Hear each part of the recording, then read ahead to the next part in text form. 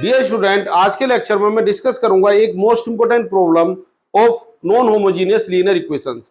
तो इसका सॉल्यूशन मैं कंप्लीट यहां पर सोल्व करूंगा। तो क्वेश्चन यहां पर देख लीजिए। क्वेश्चन है for what values of lambda the equations, ये थ्री इक्वेशन लिखी हुई है, x plus y plus z equals to 1, 2x plus y plus 4z equals to lambda, 4x plus y plus 10z equals to lambda square have a solution. मतलब lambda की वो कौन सी value है जिनके लिए इन इक्वेशन का सॉल्यूशन एग्जिस्ट होगा। जब वैल्यू आपको मिल जाएंगी उसके बाद क्या करें, and solve them completely in each case, यानी जो भी लैम्डा की वैल्यू मिलती है वन बाय वन दोनों के लिए मुझे ये सोल्व भी करना। तो अकॉर्डिंग टू वर्किंग रूल जो मैंने आपको पहले बता चुका हूं उसी के अकॉर्डिंग चलते हैं। सबसे पहले लिखेंगे आप गिवन सिस्टम। तो क्या है आपका गिवन सिस्टम? तो इससे पहले जो लेक्चर मैंने अपलोड किए हुए हैं नॉन होमोजीनियस के, वो आप देख लीजिए, काम आपका थोड़ा आसान हो जाएगा। 2x plus y 4z equal to lambda, ये फर्स्ट इक्वेशन, ये सेकंड इक्वेशन, और third equation is 4x plus y plus 10z equal to lambda square. ये मेरे पास आ गया सिस्टम ऑफ इक्वेशंस। क्लियर है? तुरंत जैसी हैबिट है हमारी, हम तुरंत लिखते हैं how many equations and how many unknown. तो क्या लिखूंगा हियर, नंबर ऑफ इक्वेशंस कितना है, नंबर ऑफ इक्वेशंस ये है मेरे पास बच्चों, इनको मैं नाम देता हूं m, जो कि 3 के इक्वल है, and number of unknowns means variables which are used to write equations, इनको मैं नाम देता हूं n, और यहां पर n का मतलब है 3। इसके बाद तुरंत हम लिखते हैं इसका मैट्रिक्स फॉर्म। तो मैट्रिक्स फॉर्म ऑफ इक्वेशन क्या बनेगा? अब देखिए, ये जैसा वर्किंग रूल आपको बताया था मैंने प्रीवियस लेक्चर्स जो इसके हैं डले हुए, वहां से आप पढ़ेंगे तो मैं बिल्कुल उसके अकॉर्डिंग ही लिखता जा रहा हूं। तो matrix form of the equations क्या होंगी? ये आ जाएगी मेरे पास ax इक्वल्स टू b। अब a का मतलब क्या है? a का मतलब है यहां पर 1 2 4 x के कोफिशिएंट, 1 1 1 y के कोफिशिएंट, 1 4 10 z के कोफिशिएंट, और ये आ गया मेरे पास x y z यानी unknowns which are used, and right hand side आ गई मेरे पास 1 लैम्डा लैम्डा स्क्वायर, मतलब ये जो राइट हैंड साइड में इक्वेशन के दिया गया है। ये मेरे पास है बच्चों a, ये है मेरे पास x, और ये है मेरे पास b। कोई डाउट? ठीक है, कोई डाउट नहीं होना चाहिए। इसके बाद हम लिखेंगे ऑगमेंटेड मैट्रिक्स। अब ऑगमेंटेड मैट्रिक्स क्यों लिख रहे हैं? क्योंकि वर्किंग रूल जैसा मैंने बताया था आपको बिल्कुल उसी के अकॉर्डिंग चल रहा हूं। ऑगमेंटेड मैट्रिक्स का मतलब है यहां पर combination of matrix A and B. तो ये बना मेरे पास, ए क्या बना 1 2 4 1 1 1 1 4 10, ये तो आ गया ये, और यहां पार्टीशन लगा दो डॉटेड लाइन से, और ये आ गया बी, और दोनों को कंबाइन करके लिखा तो ये आ गया ऑगमेंटेड मैट्रिक्स। इसके बाद क्या करते हैं, after that we will find rank of A B and rank of A. चलिए चलते हैं, इसके लिए ऑपरेशन लगाना शुरू कर दो। यहां पर पहला ऑपरेशन क्या लगेगा, इनको जीरो बना दीजिए, किसको, 2 और 4 को, इनको जीरो बना दीजिए विद हेल्प ऑफ दिस। तो क्या बनाइए, अप्लाइंग पहला ऑपरेशन R2 में लगा रहा हूं मैं पहला ऑपरेशन, अप्लाइंग, ध्यान देंगे R2 को मैं लिखने जा रहा हूं R2 minus 2R1, R2 tends to R2 minus 2R1, and R3 को मैं लिखने जा रहा हूं R3 tense to R3 minus 4R1, 4R1। चलिए लगा दीजिए दोनों बात, यहां पर मैं अप्लाई कर देता हूं इस बात को। तो ये नया मैट्रिक्स क्या बनेगा, ये नया मैट्रिक्स बनने जा रहा है, ध्यान देंगे। फर्स्ट रो रिमेन्स अनचेंज 1 1 1, और ये डॉटेड लाइन, और ये आ गया मेरे पास 1। सेकंड रो क्या बनने जा रही है, 2 time of 1 is subtracted from R2, यानी 2 माइनस 2 0। ये कितना बना 1 माइनस 2 यानी माइनस 1। ध्यान देंगे 4 माइनस 2 यानी 2। भाई R2 को 2 से मल्टीप्लाई किया और R2 में से सब्सट्रैक्ट किया, R1 को 2 से मल्टीप्लाई किया और R2 में से सब्सट्रैक्ट किया, ये बना लैम्डा माइनस 2। नेक्स्ट क्या बनेगा, अब हमने क्या किया, R3 को लिखा है R3 tense to R3 minus 4R1, यानी R3 माइनस 4R1, तो 4 minus 4 0, 1 minus 4 minus 3। Next 10 minus 4 कितना आ गया 6। क्लियर है? इसका 4 टाइम सब्सट्रैक्ट करता चला गया, और ये आ गया lambda square minus 4, lambda square minus 4, ये कहानी। अब इसके बाद क्या करेंगे आप, इसकी हेल्प से इनको 0 बना दीजिए -3 को, तभी तो इक्वल फॉर्म में बदलेगी। तो क्या बनेगा अब ये ए बी। नेक्स्ट, पहले ऑपरेशन लिख देता हूं। पहले ऑपरेशन, क्या ऑपरेशन अप्लाई करेंगे? अप्लाइंग, ध्यान देंगे, R3 में ऑपरेशन लगेगा विद हेल्प ऑफ R2, तो आप लिखेंगे R3 माइनस 3R2, यानी इसको 3 टाइम करके अगर सब्सट्रैक्ट कर दूं तो साइन बदल जाएगा और ये 0 बन जाएगा। तो जैसा जब आपने ऑपरेशन अप्लाई किया तो उस समय R1 में तो कोई चेंज नहीं किया, R1 रिमेन्स अनचेंज। चलिए नेक्स्ट, R2 में भी कोई चेंज नहीं किया, लेकिन R3 में चेंज किया। क्या लिखा R3 को? R3 minus 3R2 0। ध्यान देंगे -3 + 3, क्योंकि सब्सट्रैक्ट कर रहे हैं तो साइन बदल के लिखो 0। ध्यान देंगे 6 - 6 0, भाई 3 टाइम्स लिखा ना, तो 6 साइन बदला तो 0। अब ये कितना बना, यहां पे सोल्व कर लेता हूं इसको। λ² -4 और 3 टाइम ऑफ R2, तो कितना होगा 3 λ -6, और इसके बाद कर दिया आपने सब्सट्रैक्ट, तो ये आ गया λ² -3 λ, और ये आ गया -+2। तो यानी ये बना λ² -3 λ और +2। क्लियर है? R3 -3R2, तो ये रिजल्ट आया। अब देखिए इन्होंने कहा है कि यहां पर हमें डिस्कस करना है वो केस लैम्डा का कि जहां इक्वेशन हमारा क्या रखती है, सॉल्यूशन रखती है। तो अब आप मुझे ये बताइए, यहां पर जो रैंक है वो दोनों की इक्वल होनी चाहिए। क्या होनी चाहिए? दोनों की इक्वल। फॉर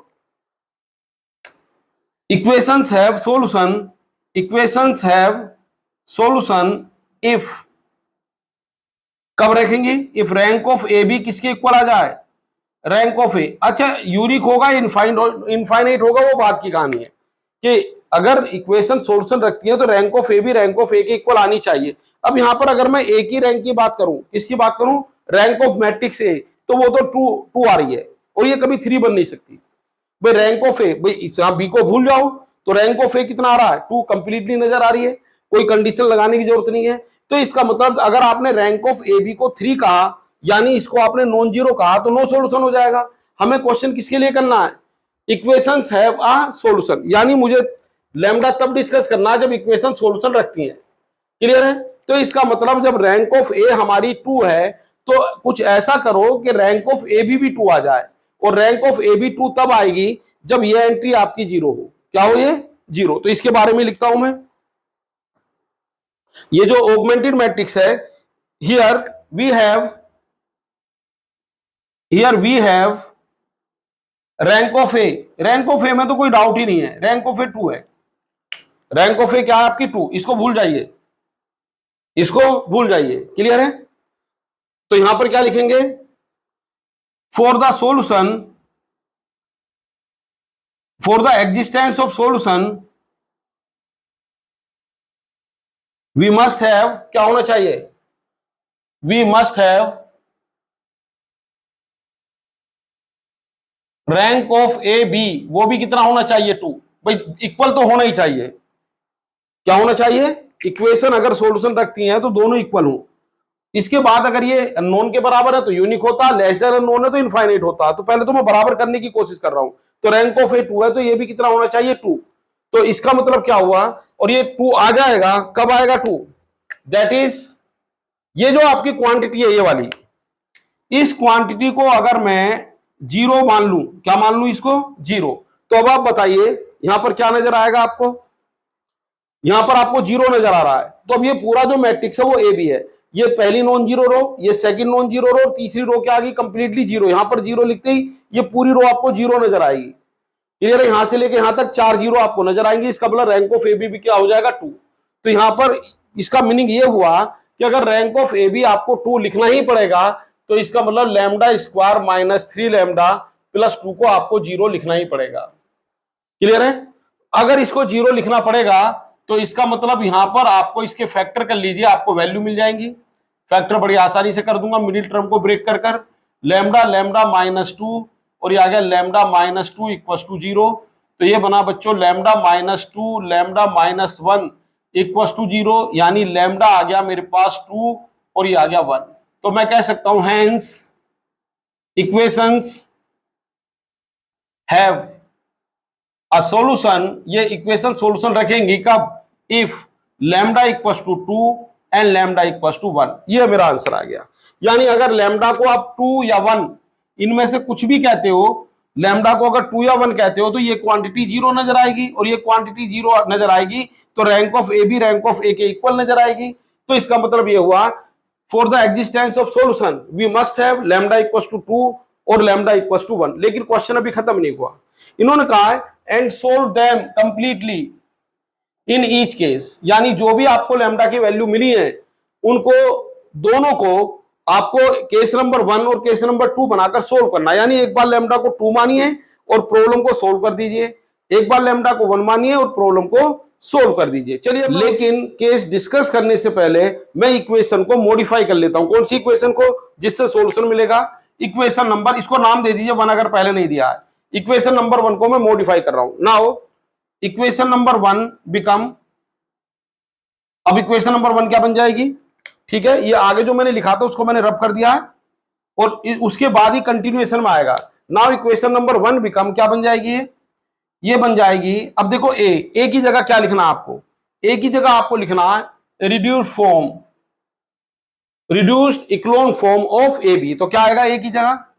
ए की जगह आ गया मेरे पास 1 1 1 2, सॉरी इसकी जगह तो ये लिखना 0 -1 2, ये 1 1 1 पहली रो, 0 -2 सेकंड रो, 0 0 थर्ड रो। ये हो गया ये। एक्स में कोई चेंज नहीं, ये ऐसी रहेगा।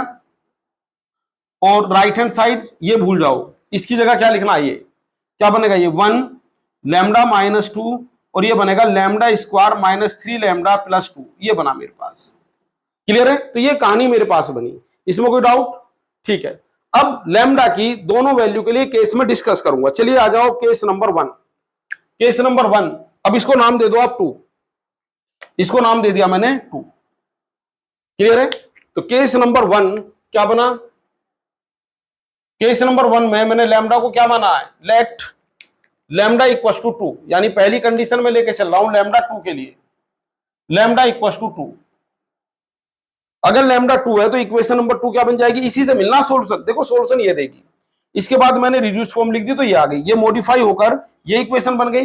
लेकिन क्योंकि लैम्डा हमारा फिक्स नहीं है, लैम्डा 2 भी हो सकता है 1 भी हो सकता है, तो ये equation exactly for lambda equals to 2 क्या बनेगी वो मैं लिखने जा रहा हूं।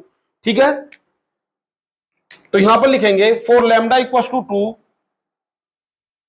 Equation 2 implies, equation number 2 implies, क्या इंप्लाइज कर देगी? ये इंप्लाइज कर देगी, जो रिजल्ट है वो लिखने जा रहा हूं मैं।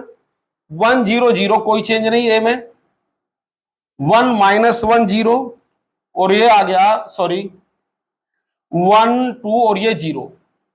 सेकंड x y z, आप क्वेश्चन में भी लैम्डा को 2 रख के इक्वेशन बना सकते हैं, लेकिन वो लेंथी प्रोसेस होगा तो यही कर दीजिए। तो लैम्डा को आपने 2 माना, कितना बना? ये 1। जैसे आपने लैम्डा को 2 कहा तो ये एंट्री क्या बन गई? 0। जैसे आपने लैम्डा को 2 कहा तो ये रिजल्ट क्या बन गया? 0। रख के देख लो। क्लियर है? 4 - 6 + 2 0। इसका मतलब वी गेट 2 इक्वेशन। क्या क्या इक्वेशन मिली? पहली मिली आपको x + y + z = 1। अब तक मैंने 2 इक्वेशन दिए, इसका नाम 3 रख दो। एंड यहां पर मिला -y + 2z = 0, ये आ गया 4। क्लियर है? अब यहां पर क्या है? क्योंकि रैंक इसकी 2 है, रैंक क्या है इसकी? 2, तो कितना होगा यहां पर? नंबर रैंक हमारे पास जो आई थी कॉमन रैंक वो 2 है और नंबर ऑफ अननोन कितना? 3।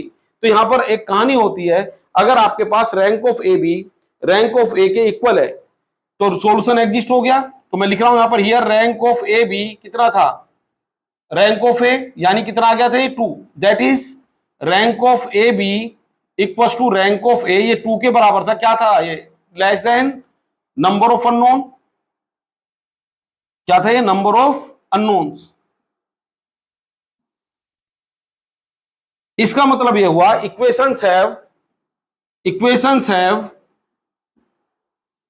Infinitely many solution. इसका मतलब इक्वेशन कैसे सॉल्यूशन रख रही है यहां पर? Infinitely many solution. तो ये बात मैंने लिख दी, अगर आप नहीं भी लिखेंगे तो भी डायरेक्ट आप यहां से कर सकते थे। Equations have infinitely many solution. और कितने वेरिएबल फ्री होंगे here, n minus r. n का मतलब क्या है, नंबर ऑफ अननोन। r का मतलब क्या है, कॉमन रैंक। r का मतलब यहां पर क्या है, कॉमन रैंक। लिख देता हूं, that is one variable will be free, one variable will be free. ध्यान देंगे, यहां n का मतलब जो है वो था नंबर ऑफ अननोन लिखा हुआ है, और r मैंने नहीं लिखा है, तो r का मतलब यहां पर क्या है, r का मतलब है यहां पर common rank of A B, यानी ये r है 2, यही क्या है हमारा r कॉमन रैंक। तो वन वेरिएबल हमारा क्या होगा यहां पर, फ्री। अब वो फ्री वेरिएबल कोई भी हो सकता है, x हो सकता है, y हो सकता है, z हो सकता है, सिचुएशन जो देख रहा हूं मैं इक्वेशन की उसके अकॉर्डिंग। तो मैंने कह दिया let z equals to k, z को मैंने नाम दे दिया k, इसको इसकी मर्जी से कोई भी वैल्यू लेने दो। तो फ्रॉम 4 क्या बन जाएगा ये, फ्रॉम इक्वेशन 4 अगर मैं 4 की बात करूं तो minus y plus 2k equals to 0, यानी यहां से y की वैल्यू आ गई मेरे पास ट्वाइस के।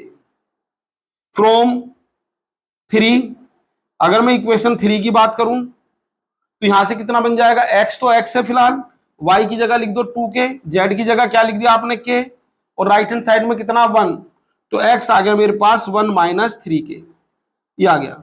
देयरफॉर सॉल्यूशन क्या हो गया, सॉल्यूशन हो गया x equals to 1 minus 3k, y equals to twice k, और z इक्वल्स टू k। ये हमारे पास आ गया फर्स्ट सॉल्यूशन।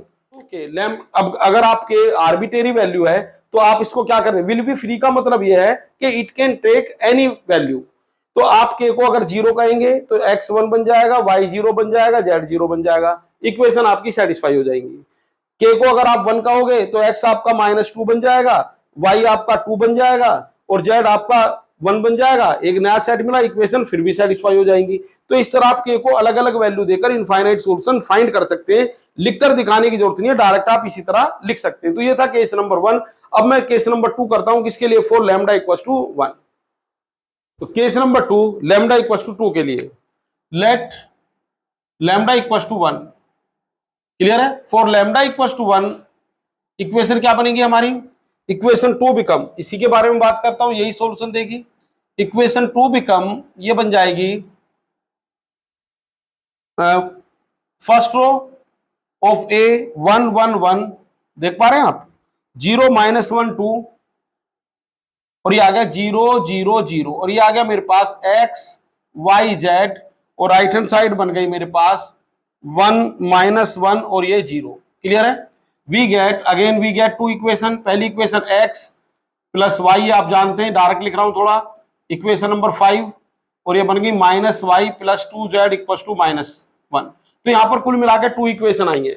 जितनी इक्वेशन आती है उतनी हमारी रैंक ऑफ ए बी और रैंक ऑफ ए होता है, ठीक है। तो चलिए फिर भी मैं लिख देता हूं, हियर रैंक ऑफ ए कितना है आपका, ये पहले ही बता चुका हूं मैं, जब सॉल्यूशन एग्जिस्ट हुआ था उस समय आपको पता है रैंक ऑफ ए बी और रैंक ऑफ ए दोनों कितना है, वो 2 के इक्वल है। किसके इक्वल है, 2 के इक्वल। दैट इज आप ये कह सकते हो, इसी का नाम आर रख दो आप, that is rank of A B is equal to rank of A, वो तो आ गया 3 से कम, 3 मतलब number of unknowns, number of unknowns. Hence इसका मतलब ये हुआ इक्वेशंस हैव इनफाइनाइटली